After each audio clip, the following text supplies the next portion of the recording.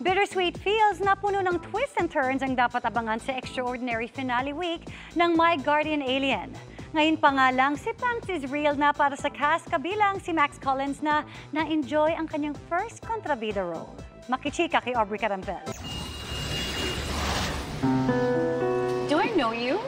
Na-enjoy raw ni Max Collins ang pagganap as first-time kontrabida sa My Guardian Alien bilang si Venus. Sinigurado nga raw niya na kahit mean girl ang kanyang karakter, kaaaliwan pa rin ito ng mga manonood. So far, nagpapakita na raw ng kabaitan si Venus, lalo na sa alien character ng bidang si Kapuso primetime queen Marian Rivera na si Grace. May redemption story, yes. Bumabait na si Venus. And sa end, I don't know if I'm gonna end up really good or not or bad. We'll see. Ngayong tapos na ang taping nila, namimiss daw niya ang kanyang My Guardian Alien family na nakasama niya ng 1 taon. Lalo na si Marian na may regalo at card pang ibinigay sa kanya.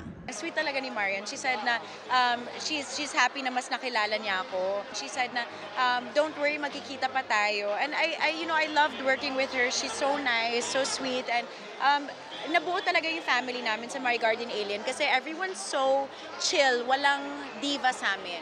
Ang gumanap namang kapatid ni Max na si Caitlin Stave sa serye bilang si Hailey, mamimiss daw ang tulingan nila as true sisters. And I feel like at the same time, we can relate on a lot of things. You know, we have the same roots din eh.